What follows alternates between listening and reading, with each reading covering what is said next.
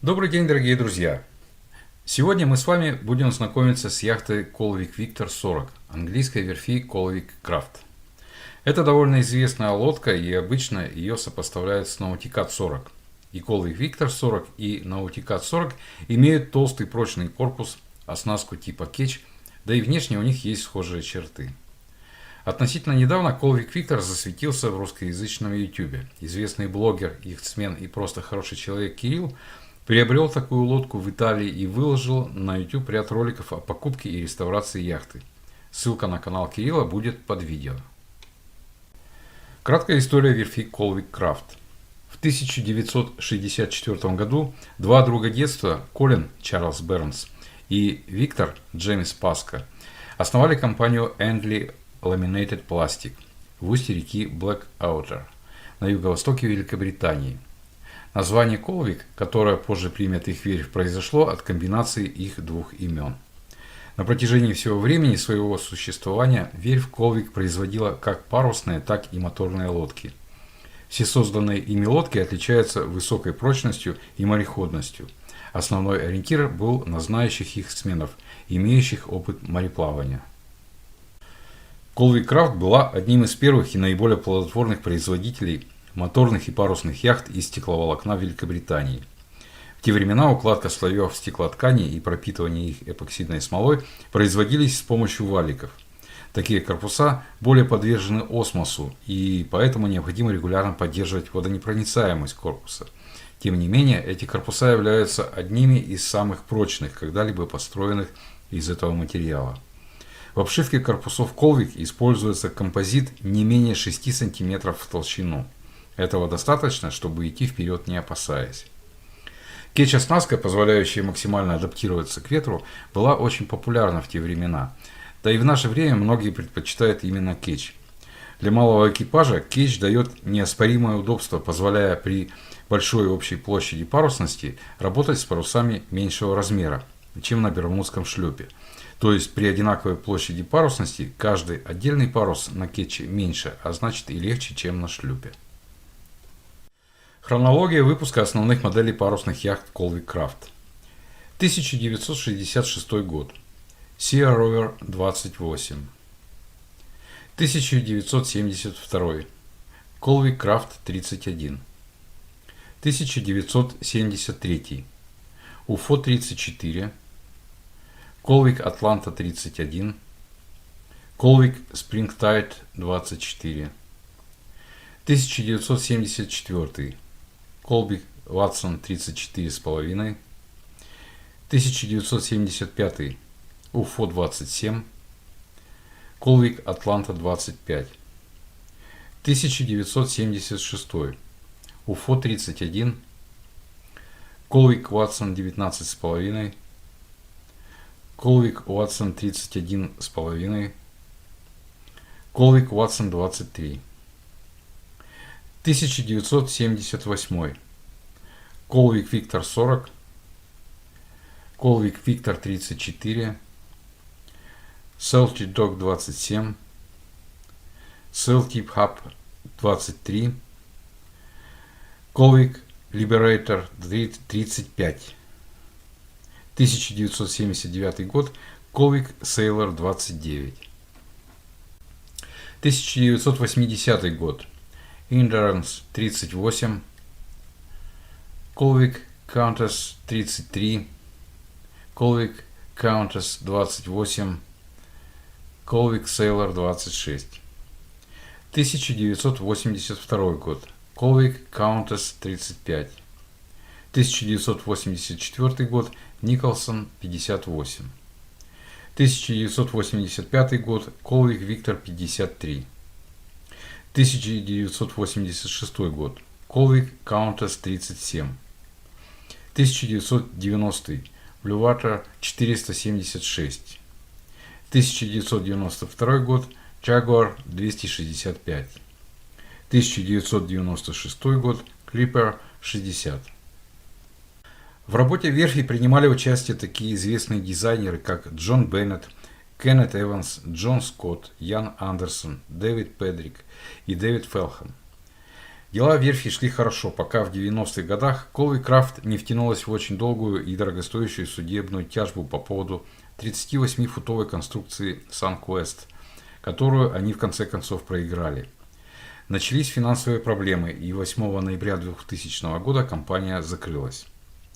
В 2000 же году активы Colvik были приобретены Lancer Laminating Ltd. Новые владельцы заявили, что они планируют продолжить строительство лодок на том же месте и с большинством первоначальных сотрудников. Но в 2004 году Lancer Laminating прекратила свое существование. В настоящее время на вторичном рынке яхт присутствуют практически все модели, выпущенные верфью Colvik. По традиции напоминаю, что на канале Идеальный круизер мы анализируем техпараметры разных яхт и для наглядности и лучшего понимания сравниваем их с математической моделью идеального круизера Джона Холтропа. Это дает нам возможность, опираясь на цифры, оценивать рассматриваемые модели яхт с точки зрения конструкторского замысла и сферы оптимального их использования. Джон Холтроп, морской инженер и конструктор, на основании анализа более 400 проектов известных яхтенных конструкторов составил так называемый эталонный проект крейсерской яхты. Итак, Colvik Victor 40. Первая яхта была выпущена в 1978 году. Материал корпуса и палубы стеклопластик. Толщина корпуса 6 и более сантиметров. Палуба имеет противоскользящее покрытие. Сиденья в кокпите покрыты тиковой планкой. CE-класс A-Ocean. Тип оснастки Masted Catch. Финкил плюс перо руля со скегом.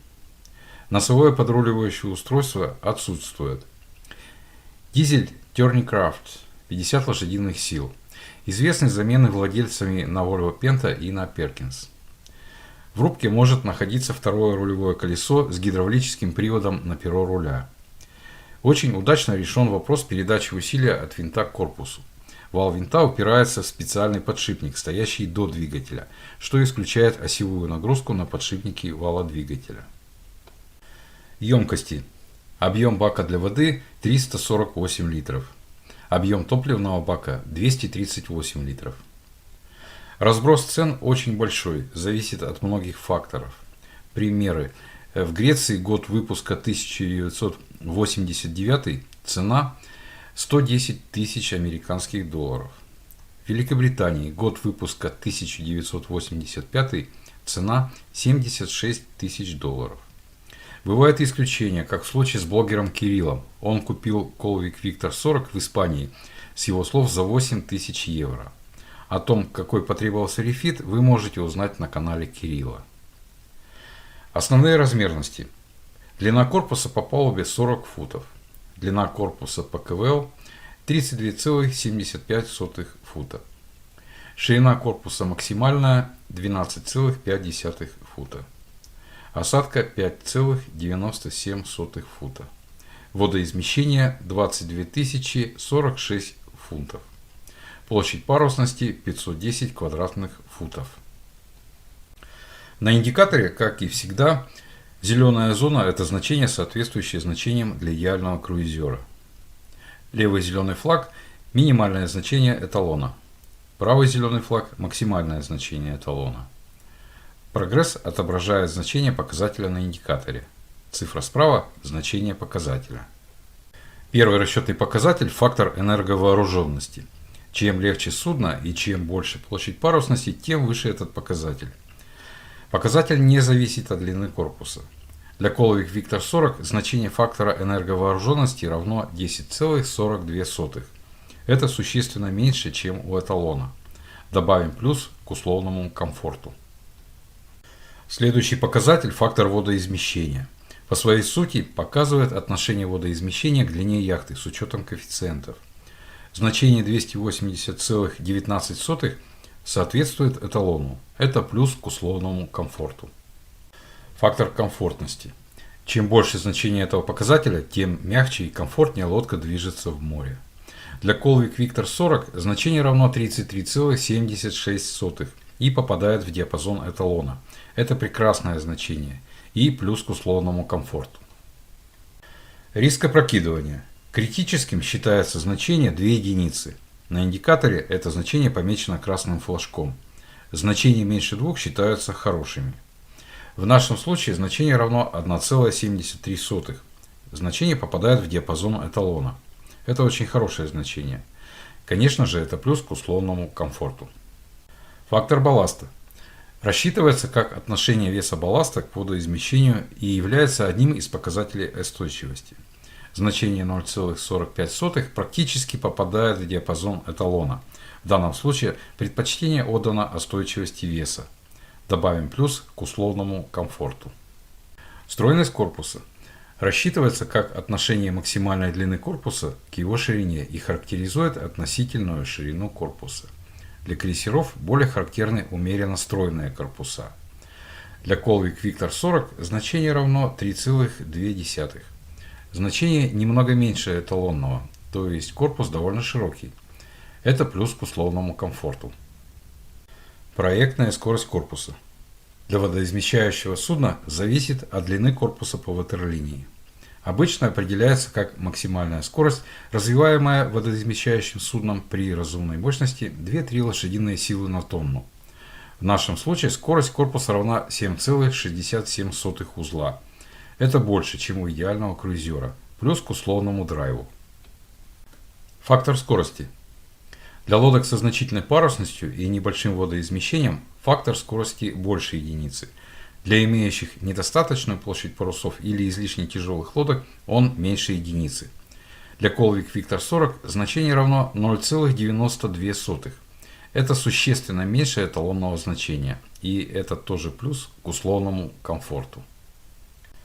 Момент инерции. Чем выше значение момента инерции, тем выше сопротивление раскачивающим усилиям. Для нашей лодки значение равно 1 058 129,5 фунта на фут в квадрате. Значение соответствует эталону. Еще один плюс к условному комфорту. Период бортовой качки. Чем устойчивее судно, тем меньше у него период бортовой качки. У валких судов большой период бортовой качки, у устойчивых малый. В нашем случае период равен 3,79 секунды. Значение соответствует эталону. Добавим плюс к условному комфорту. Показатель устойчивости. Устойчивыми считаются лодки со значениями до единицы. Валкими со значениями более 1,5 единиц. Значение 99 соответствует эталону и говорит о том, что лодка устойчивая. Плюс к условному комфорту. Ускорение бортовой качки. Значение. До 0,06 G это значение, практически не оказывающее влияния на человека. Свыше 0,06 G считается нежелательным для крейсерских яхт. Свыше 0,1 G начинается недомогание. Уровень свыше 0,18 G считается недопустимым. Для Colvik Victor 40 значение ускорения бортовой качки равно 0,07 G. Это хорошее значение. Подведем итог по Colvik Victor 40. Как мы видим, большинство показателей лежат в зеленой зоне или очень близки к ней. Несколько мало значение площади парусности и, как следствие, низкие значения фактора энерговооруженности и фактора скорости. То есть лодка не динамичная, но для круизера это не критично. Зато все остальные факторы соответствуют хорошему круизеру. Можно особо отметить фактор комфортности. Отлично. Риск опрокидывания. Отлично. Стройность корпуса. Корпус достаточно широкий для комфортной жизни. Ускорение бортовой качки. Хорошо. Вполне естественно, что Colvik Victor 40 набирает аж 9,24 балла и занимает 4 место в рейтинге «Идеальный круизер», потеснив на 5 место Trintella 4 и значительно обойдя Nauticat 40, аналогом которого принято считать Colvik Victor 40. Теперь можно заявить, что это скорее Nauticat можно считать аналогом Colvik. Но это все же шутка, так как обе эти лодки очень достойные, а выбор конкретной лодки зависит и от предпочтений, и от состояния конкретной лодки, и от массы других факторов. Но как бы то ни было, Colvik Victor 40 это отличный круизер, и в этом нет сомнений. Итак, на первой странице рейтинга. Halberg Красис 42F Mark II, Pacific Seacraft Krylok 44, Island Packet 40, Colvik Victor 40, Trintella 4, Sirius 40 DS Twin Kill, Cherubini 44 Ketch, Nauticat 40, Trintella 57A, Amel Super Maramu 2000. На второй странице шхуна Cherubini 48, Haber 34C4, Halber Crassis 40C, Garcia Exploration 45, Moody Dexalon 41, Bavaria 42, Trintella 5, CNC 35 Mark 1, Nordhaven 56 MS. Напомню, что этот рейтинг показывает лишь то, насколько та или иная лодка соответствует концепции идеального круизера Джона Холтропа. Благодарю зрителей канала Игорь, а также Константина Лопатченко за предложение рассказать о Colvik Victor 40. В следующих выпусках мы с вами продолжим знакомиться как с классическими моделями, так и с современными. Несколько следующих выпусков также будут подготовлены по предложению зрителей канала. Не пропустите. Подписывайтесь на мой канал и не забудьте нажать на колокольчик. Если вас интересует какая-то лодка, напишите в комментариях, и я подготовлю выпуск по интересующей вас модели. Спасибо за внимание. До новых встреч на канале Идеальный круизер.